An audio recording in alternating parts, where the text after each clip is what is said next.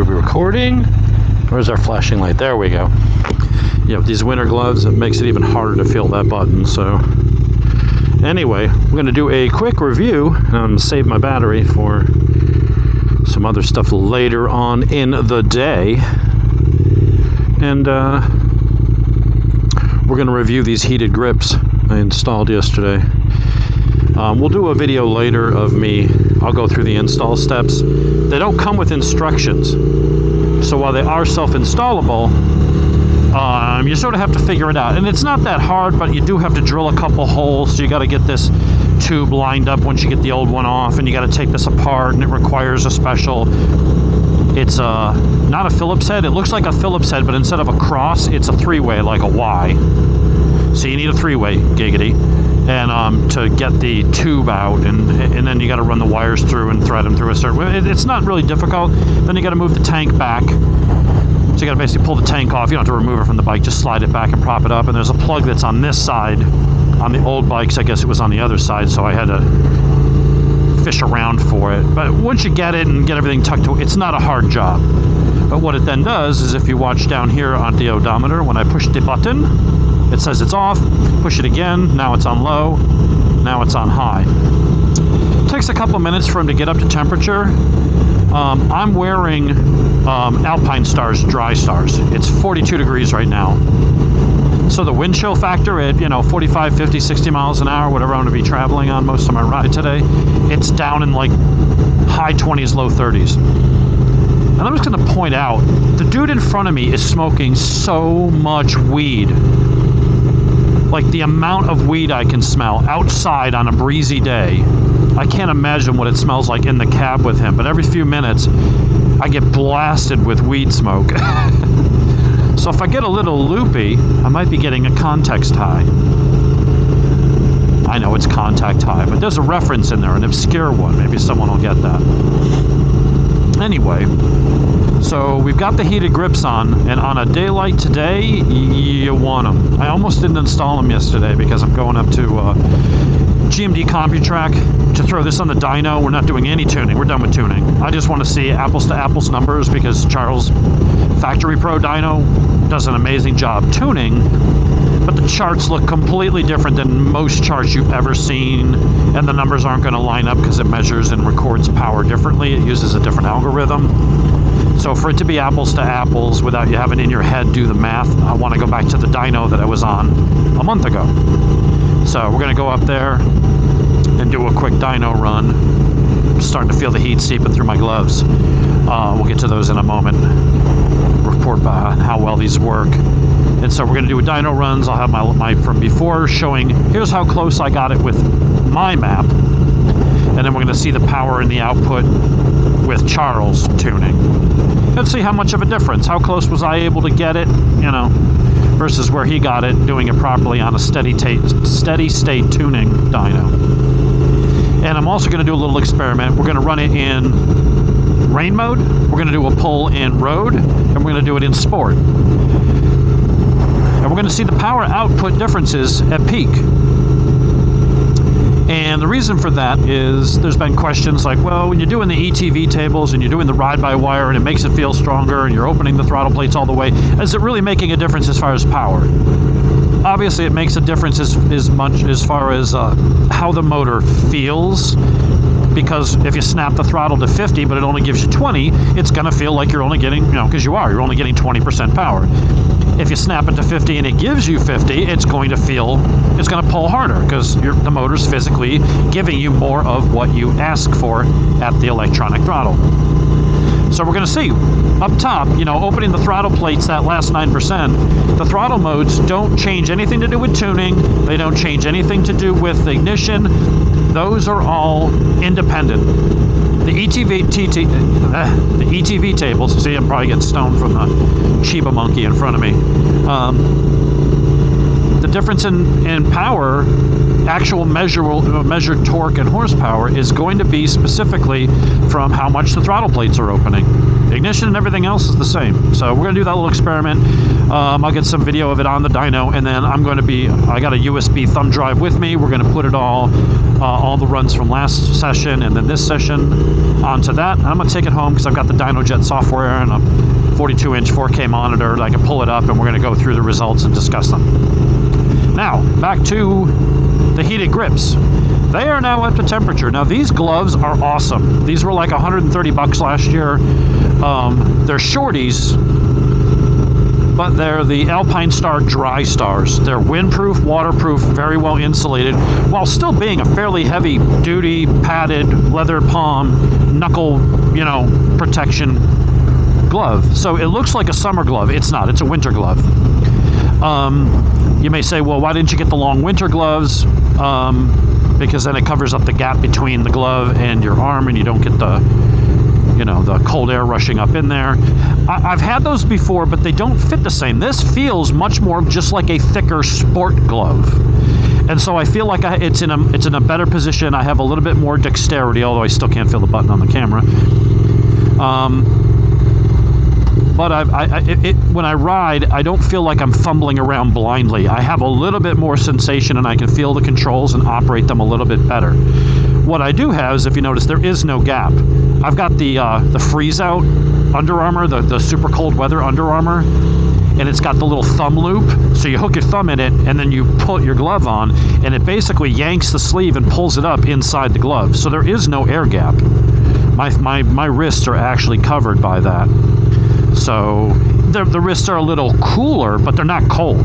Even at 70 miles an hour at 42 degrees, I wasn't feeling any coldness. I could tell there was a little gap there, but it wasn't like, oh damn, there's a big, I got wind blowing up my sleeve or anything like that. So I wear that on the top and bottom under my jeans. I've got this big fleece turtleneck thing that just slides over your head. Are they crossing? What are we doing here? And that covers my neck, so I don't have any air rushing on my neck. I don't have it rushing down my jacket. It also, the way it kind of bunches up, it prevents a lot of the air from blowing up under the helmet into your face and your eyes. It creates a little bit of a barrier there. So, believe it or not, at 42, oh, look at that view, man. Lake looks lovely today. And there's the Chattahoochee River. Everybody here? Alan Jackson, way down yonder on the Chattahoochee. That's the Chattahoochee right there. So this is Buford Dam. This is all maintained by the Army Corps of Engineers. They built this a couple generations ago. And there's the dam, the sluiceway, where they control how much water flows down into the Chattahoochee, which goes all the way out to Alabama. I don't know what the water level is. Can't see the sign. Looks like we're a little low, below pool. Anyway,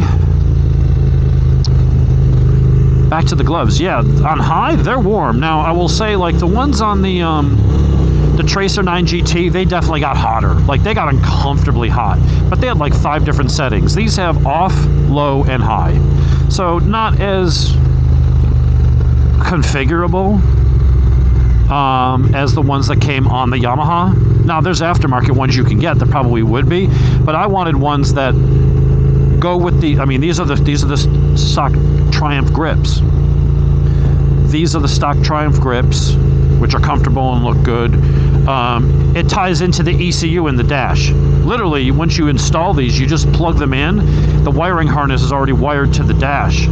So when I push the button once, it tells me what it's on. It's high. If I want to click it again to turn it off or turn it to low, I can just push the button again. So it's very simple. The button's up high where you're not likely to hit it while you're riding.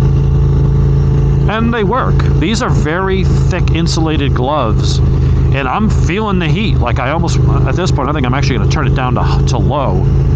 With these gloves, that's all you need. Just enough to keep your hands warm. But the throttle side, like, because I'm talking and I keep lifting this hand, so I'm losing some of that heat. But it's like warm. So they have a pretty high output. I think low for most, if I was out and it was in the 20s or something, I would never ride that cold. I'm just going to puss out. Once it gets into the 30s, I'm out. I'll take the car. But I think on low, this will work well. I would say if I was wearing my summer gloves, so let's say I was out and I wanted to wear my summer gloves and I got caught out, and at night, you know, there's days where here in Georgia, it might be 60, 62, sunny during the day. It's perfectly comfortable. You don't even need the grips warmers. But you get stuck out somewhere after dinner as soon as that sun goes down, and then it's 35 degrees. I think with the summer gloves, yeah, you put it on high. With these, this is just enough heat to keep your hands, you know, toasty warm without your hands getting warm and clammy.